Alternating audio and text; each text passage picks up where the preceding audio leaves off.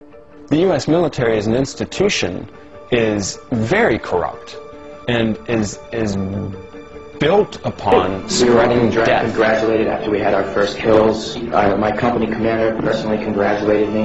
This is the same individual who has stated that whoever gets their first kill by stabbing them to death will get a 4-day pass when we return from Iraq.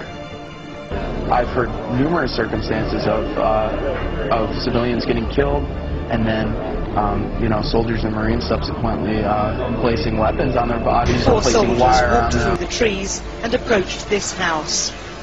Here, according to specialist James Barker's statement, he and another soldier took it in turns to rape the 14-year-old girl.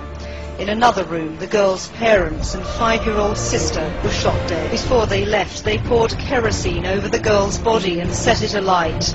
They returned to their checkpoint, and Barker said he grilled some chicken wings. But American soldiers have choices.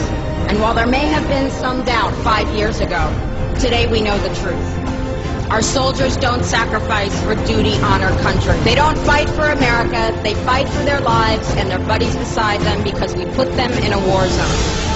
They're not defending our freedoms. They're laying the foundation for 14 permanent military bases to defend the freedoms of ExxonMobil and British Petroleum. They're not establishing democracy, they're establishing the basis for an economic occupation to continue after the military occupation has ended. We were told we were fighting terrorists. The real terrorist was me, and the real terrorism is this Those who send us to war do not have to pull a trigger or lob a mortar round. They do not have to fight the war, they merely have to sell the war. They need a public who is willing to send their soldiers into harm's way. They need soldiers who are willing to kill and be killed without question. They can spend millions on a single bomb, but that bomb only becomes a weapon when the ranks of the military are willing to follow orders to use it. They can send every last soldier anywhere on earth, but there will only be a war if soldiers are willing to fight. And the ruling class, the billionaires who profit from human suffering, care only about expanding their wealth, controlling the world economy.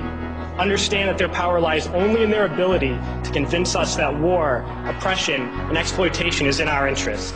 They understand that their wealth is dependent on their ability to convince the working class to die to control the market of another country. And convincing us to kill and die is based on their ability to make us think that we are somehow superior. Poor and working people in this country are sent to kill poor and working people in another country to make the rich richer. And without racism, soldiers would realize that they have more in common with the Iraqi people than they do with the billionaires who send us to war. We need to wake up and realize that our real enemies are not in some distant land. They're not people whose names we don't know and cultures we don't understand. The enemy is people we know very well and people we can identify. The enemy is a system that wages war when it's profitable. The enemy is the CEOs who lay us off from our jobs when it's profitable. It's the insurance companies who deny us health care when it's profitable.